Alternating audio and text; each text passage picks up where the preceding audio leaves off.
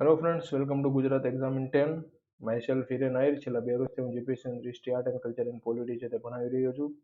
અનઅકેડમી platform પર મિત્રો આપણે જોવા મળે છે daily live classes, live test and quiz, structure course and unlimited access કે એક વખત સબસ્ક્રિપ્શન લીધા બાદ મિત્રો જેટલા પણ ટાઈમનું આપણે સબસ્ક્રિપ્શન લીધું એટલા ટાઈમ માટે લેક્ચર આપણે લાઈવ અથવા રેકોર્ડેડ આપણા ટાઈમે જોઈ શકીએ છીએ. લાઈવ ટેસ્ટ એન્ડ ક્વિઝ દ્વારા ખ્યાલ આવે છે કે વર્તમાનમાં જીપીએસસીની એક્ઝામની પેટર્ન શું છે, કઈ રીતે એક્ઝામની અંદર સવાલ પૂછાઈ રહ્યા છે. ડેલી લાઈવ ક્લાસીસ દ્વારા આપણા ડાઉટ્સ છે તે આપણે સોલ્વ કરી શકીએ છીએ. ડિસ્કશન દ્વારા સ્ટ્રક્ચર્ડ કોર્સ છે, એની અંદર એક સિલેબસ પ્રમાણે કોર્સ છે તે ચાલે છે.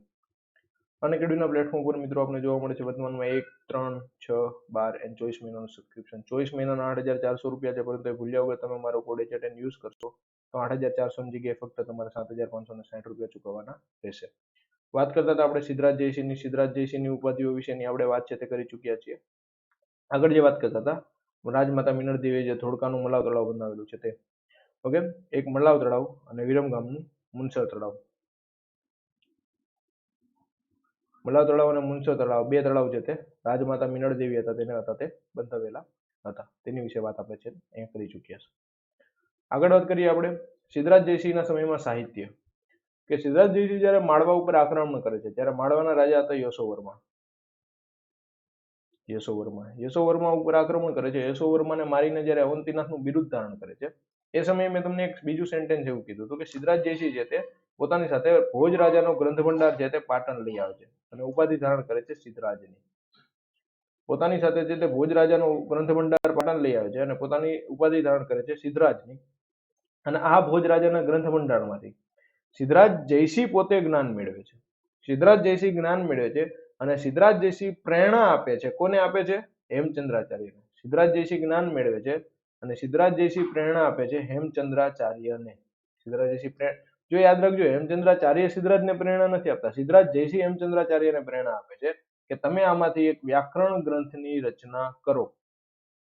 અને હેમચંદ્રાચાર્ય છે એક વ્યાકરણ ગ્રંથ રચના કરે છે જેનું નામ છે સિદ્ધ હેમ શબ્દાનું શાસન.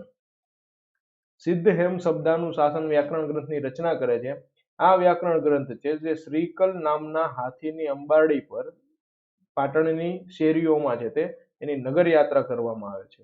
વિશ્વની અંદર પહેલી વખત એવું બનેલું હશે કે કોઈ પુસ્તક છે એની નગર યાત્રા નીકળે છે. સિદ્ધરાજ જયસિંહ અને હેમચંદ્રાચાર્ય ખુદ પગપાળા ચાલે છે અને જે શ્રીકલ હાથી છે એની અંબાડી ઉપર આ જે સિદ્ધ હેમ શબ્દાનું શાસન ગ્રંથ છે તેને નગર યાત્રા છે તેની કરાવે છે. ઓકે, એટલે કે આ શ્રીકલ હાથી હતો, યાદ રાખજો. સિદ્ધ હેમ શબ્દાનું શાસન જે ગ્રંથ છે એની નગર યાત્રા શ્રીકલ નામના હાથીની અંબાડી ઉપર હતી તે કરવામાં આવેલી હતી. હેમચંદ્રાચાર્ય બીજા અનેક ગ્રંથોની રચના કરેલી છે જેમાં છે દયાશ્રય.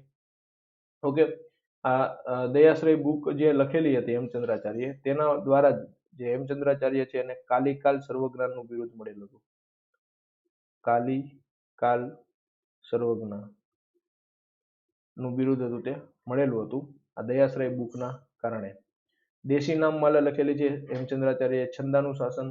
સિદ્ધરાજના દરબારી કવિ હતા શ્રીપાલ, જે સિદ્ધરાજ જેને પોતાના બંધુ માનતા હતા અને એને એક ઉપાધિ આપેલી હતી કવિન્દ્રની. આ ખાસ યાદ રાખજો કે સિદ્ધરાજના દરબારી કવિ હતા જેને સિદ્ધરાજ પોતાના બંધુ માનતા હતા એ કોણ હતા? તો શ્રીપાલ.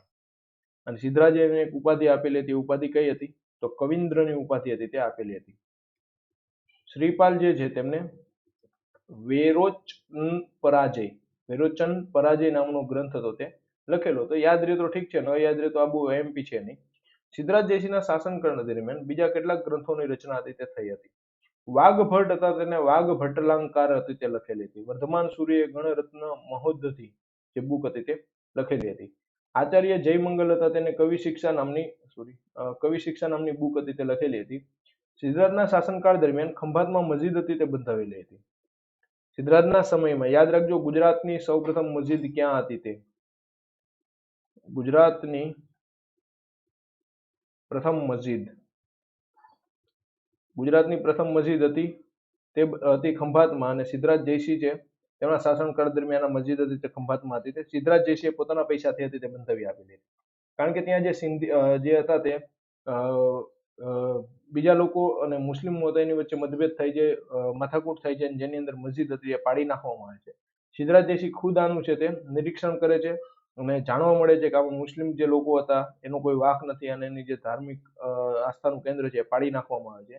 એટલે સિદ્ધરાજ જયસિંહ પોતાના પૈસેથી તે ખંભાતમાં મસ્જિદ છે તે બંધાવી દે છે. સિદ્ધરાજ જયસિંહની વહીવટી શાખાઓ.